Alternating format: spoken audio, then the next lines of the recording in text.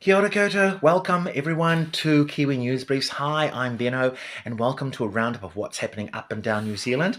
Quite a few things to do with the law and things happening in the laws and things passing. So, the first one, ACT Party and New Zealand First have decided to step it up and get immigrants out of New Zealand who have low paying jobs and have just not even realised that most people who come in do those low-paying jobs to pay for their university studies or whatever they need to do to come in. So they've got very, very short-mindedness in the way they assimilate immigration with low socioeconomic people.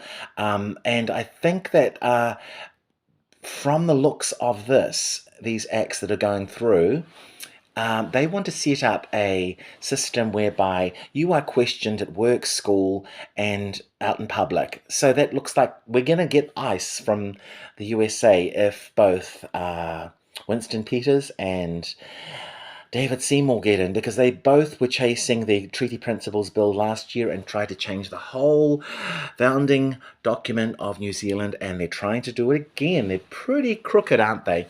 You'd think in that line of work, Mr.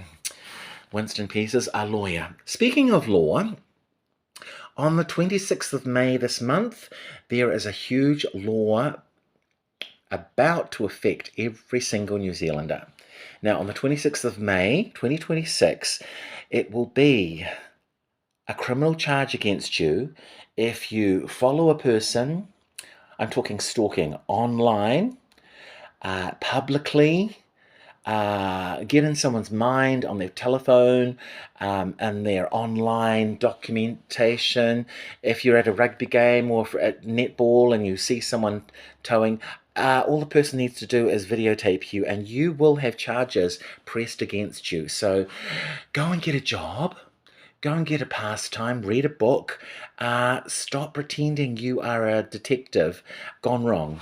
Anyway, speaking of judges going wrong, there are 300 judges in New Zealand courts.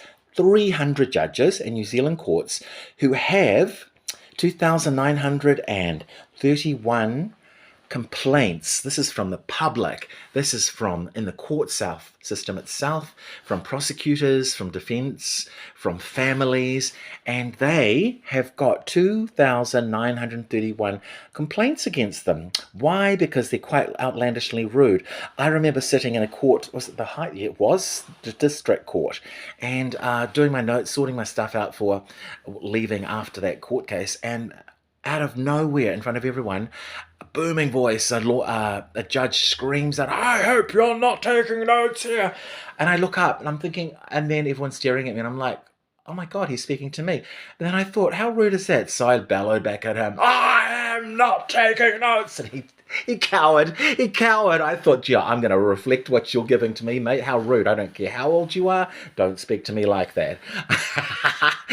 And he wouldn't make eye contact with me for the next half hour. In fact, he went out of the court with his head bowed. Now, I don't like to do that to people, but you know what? Manners are a big deal in society for getting along with people. And just because you're sitting up there in your grandma's black judge outfit doesn't make you better than anyone else. Anyway, moving on.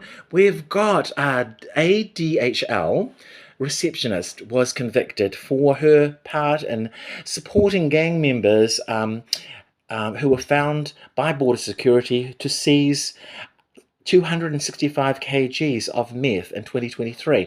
So on the other side of things is someone who goes out of their way to help people, and she's now a criminal and arrested and inside. Speaking of nice things, celebrity chef Vaughan Marby, or maybe, from the big South Island restaurant down in South Island, he's decided to resign and go to spend more time with his family. So enough of the big money for him, but we're going to miss him. He's on Top Chef New Zealand, Top Chef Australia, and A Taste of Art. So all the best, with that, and also Madonna, poor Madonna's getting a lot of flack online by young Gen Z people who keep telling her that she's too old to be on stage. Listen, young things, you don't get to speak to people like that who are your quarter of their age, because they've still got longevity and they're relevant, unlike you irrelevant influencers who do nothing but press your keyboards and you're not talented at anything. A drunk could do that. So influencers, go and influence your family and using manners for a change. Have a great week, everyone. See ya.